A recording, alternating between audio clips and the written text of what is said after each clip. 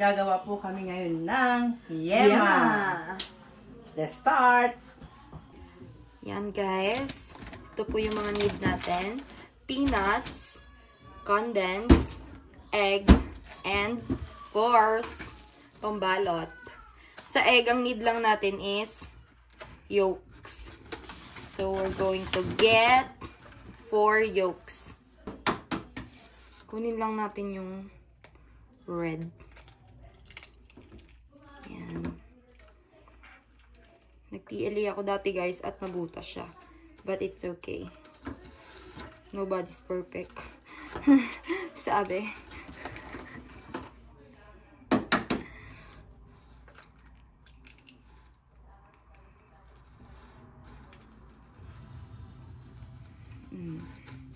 Perfect. 2. Sa isang ano ko guys, sa isang can ng condense, 4 yolks.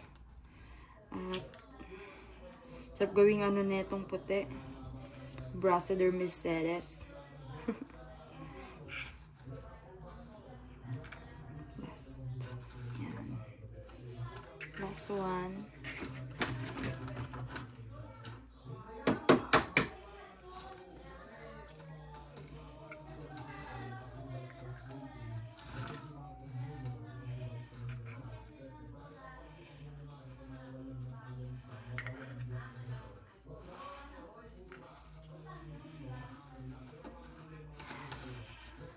Okay. Tapos, in-transfer ko yung peanuts para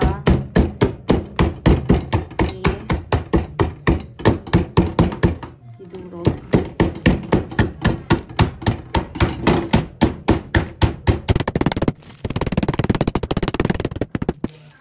Yan. Kunin lang natin yung sobrang durog.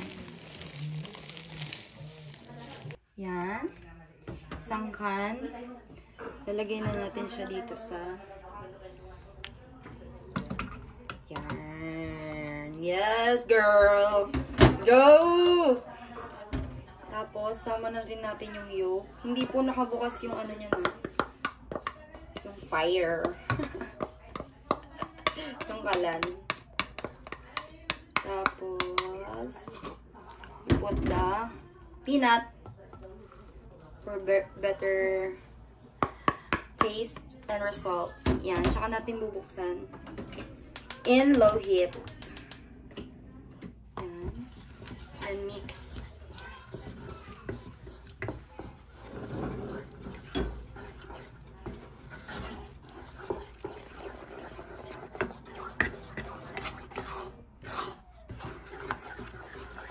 Lagyan ko lang ng little salt, guys. Guys, pag kumukulo na siya, malapit na yan.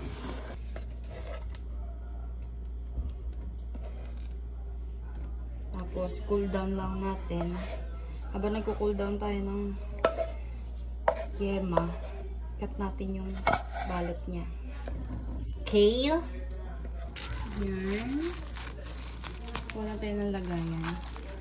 Dito natin siya lalagay. Of course, I said. Guys.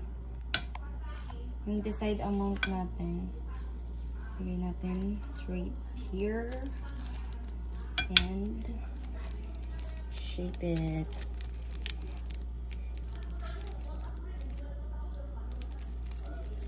Yan. First time ko lang to guys. Huwag kayo magalit. Yan. Isa pa. Yan, medyo niliitan ko siya. Yung plastic. Put here. And yun.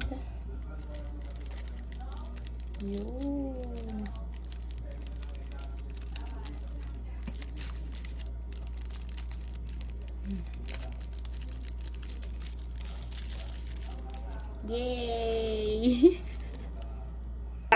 Tapos na po. Ito po yung nagawa naming lahat.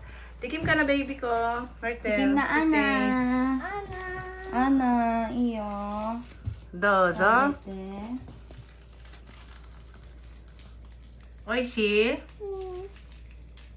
Yummy. Thank you. Thank you for watching. Thank you for watching. Don't forget to like, share, and subscribe.